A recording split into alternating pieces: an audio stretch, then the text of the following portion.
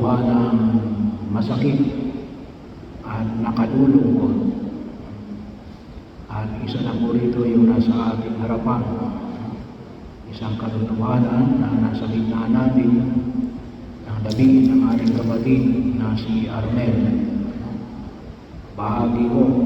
Kaya medyo mabigat yung panalita na binitiwan ni Jesus. Ako ang daan, ang katotohanan, at ang buhay.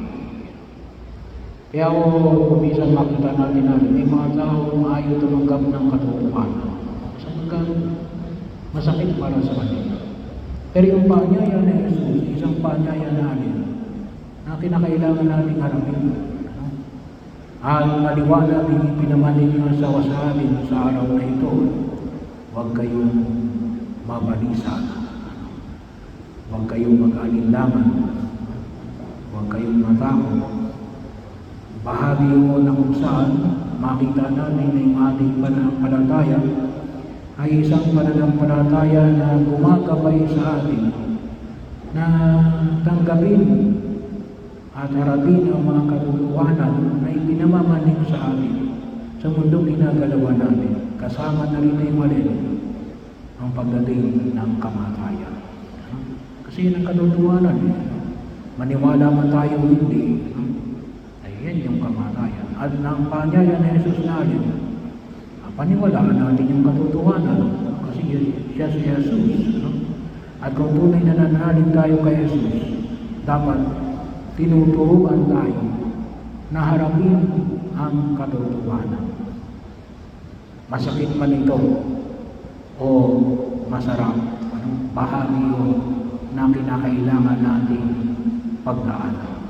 Kasi dito lang higit natin papakinabangan yung biyaya na ipinagkakaloob ng Diyos. Dito natin mapapakinabangan mo rin yung pagkapahalaga natin sa biyaya ng buhay na sa loob ng ilang taon ay nawa mo ay huwag natin kalimutan na ipinagkaloob ng Diyos kay Arnel. Yung buhay na yan na kanyang naging bahagi ng kanyang buhay sa daigdig na ito at naging bahagi ng inyong buhay at maaari rin naging karugtong ng inyong buhay.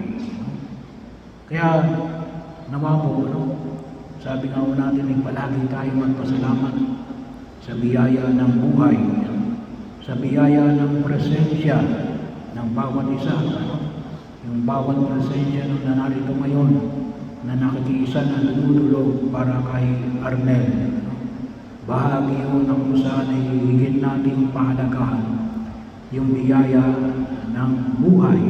Kasi tayo nagtitigong dito, higit sa lahat, gawa na nga din ng buhay na ipinagkaloob ng Diyos kay Arnel.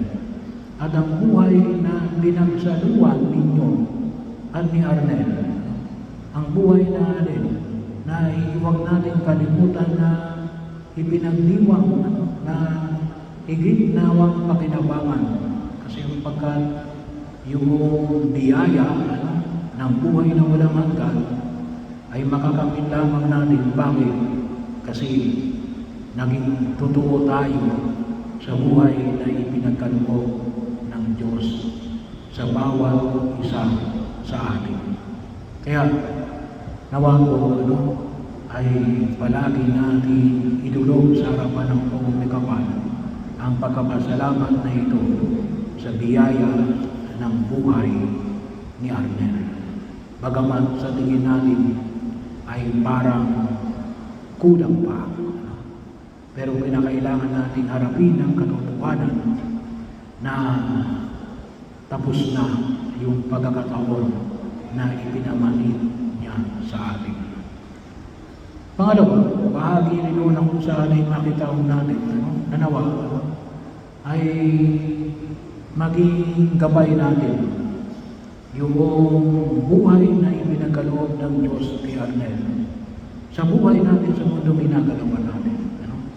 So nawa ay sabi nga natin ay magbigay ng aral sa mananatiling buhay sa atin. Bakit?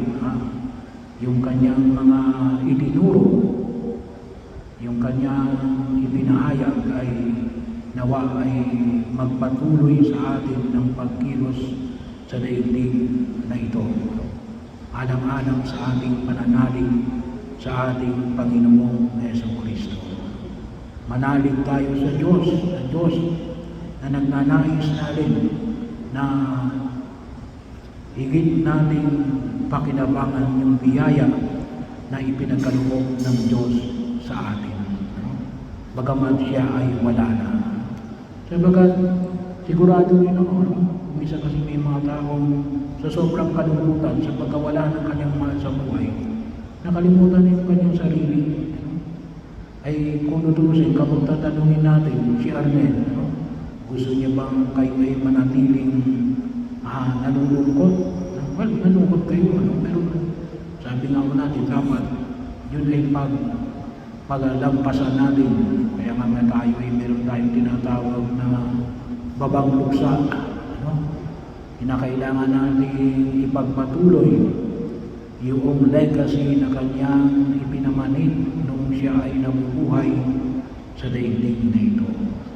At pangatlo, patuloy natin ipanalangin. Magdasal tayo, ipanalangin natin. At hindi lang basta ipanalangin natin, hindi lang ipinapanalangin yung mga patay, ipanalangin, hindi natin alin, ipanalangin tayo ni Arnel. Sapagkat kahit na siya ay wala na sa mundong ginagalawan natin, sigurado natin, ipagdarasal niya tayo sa harapan ng Diyos. Ano ang sabi sa banal na kasulatan? Pray for one another. Kaya nga tayo ay humingi ng panalangin sa mga santo at santa. And hindi lang sa mga mahal natin sa buhay na namayapa na, ay humingi din tayo ng tulong sa kanila. Na tayo ay gabayan, tayo ay tulungan sa pagtahak natin sa daigdig na ito. Sabi natin kay Arnel, ibulog mo sa Diyos na kami ay tulungan sa paglalakbay namin hanggang sa ganon ay humantong tayo lahat sa piling ng ating Amang nasa langit. Bakit? Kasi yun ay pinangako ni Jesus. Anong sabi ni Jesus? Ibanghelyo natin, sa bahay ng aking amay maraming silid. Kung hindi gayon, sinabi ko na sana sa inyo. At anong sabi pa ni Jesus? At maroon ako upang ipaganda ko kayo ng matitirahan. So ipinaganda ng matitirahan si Arnel at tayo lahat. Well, maliban na lamang kapag tinanggihan natin yun. Pero inilaanin ng Diyos sa bawat isa sa amin mula nung tayo ay bininyagan. Huwag natin kalimutan, inilaan ng Diyos tayo na maging kasama niya doon sa kanyang kaharian. At ang sabi ni Jesus, kapag naroon na ako ipaganda na kayo ng matitirahan, babalik ako at isasama kayo sa paroroonan ko. Bahagi ho na nawawag natin kalimutan na tayo lahat ay tunay na magkasama-sama sa piling ng Diyos sa kanyang kaharian. At nawa ay umantong yung pagkakataon na makasama natin si Arnel sa piling ng atin.